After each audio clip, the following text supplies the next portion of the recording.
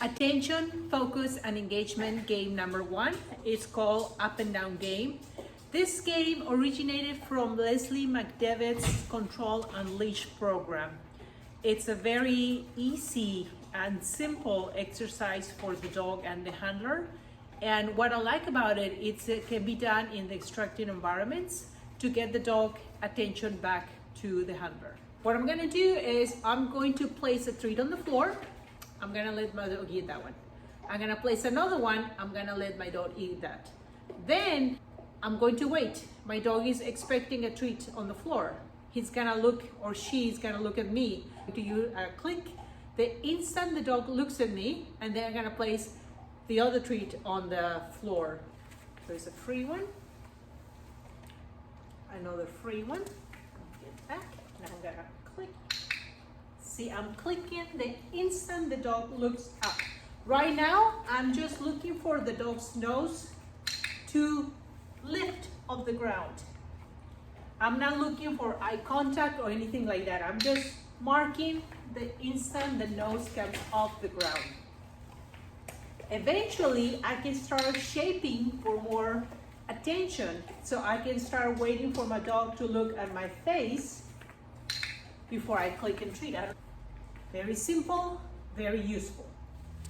Attention, focus, and engagement game number 2. This is called the ping pong game. This one also originated from Leslie McDevitt's Control Unleashed program. It's a variation of the up and down game, but in this case, instead of placing the treat directly in front of you, we place the treat side to side. So now we're adding an element of distraction and distance. The concepts are pretty much the same. You place the treat to the left or right, let the dog eat that treat. When they look up, you mark, and then you place the treat in the opposite side. So we're teaching the dog that after they eat the treat or after there's a distraction, the first thing they're gonna do is look back at the handler. I'm gonna start with the up and down game just to get the dog warm up, and then I'm going to transition to the ping pong. I'm gonna place my treat on the floor, wait for the dog to look up. Now I'm gonna start my ping pong game.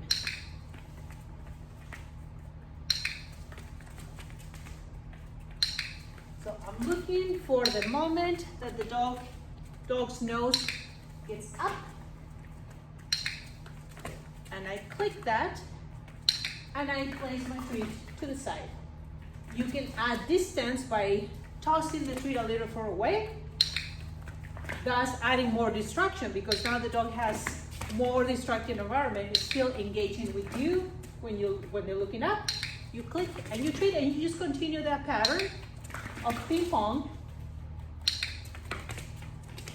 And that's another nice way to add engagement in a distracting environment, or to teach the dog to engage with you after a distraction happens.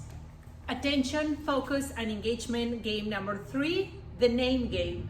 Teaches the dog to look at the handler when they hear their name. So by teaching them that when they hear the name, they look at us, then we have a tool that we can use when the dog is distracted to get their attention back to us. I like to say their name in a very sweet, almost singing voice. Most dogs will respond to the tone of the voice. What I'm gonna do is, as soon as the dog orients towards me, I'm going to click, mark the moment. If you don't wanna use a clicker, you can use a verbal marker. Mark. When the dog looks at you, give them the treat. Daiquiri. Daiquiri. Give the treat. Daiquiri.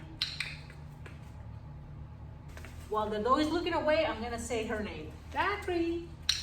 I click in the instant the dog looks at me, I place the treat on the floor. Daiquiri.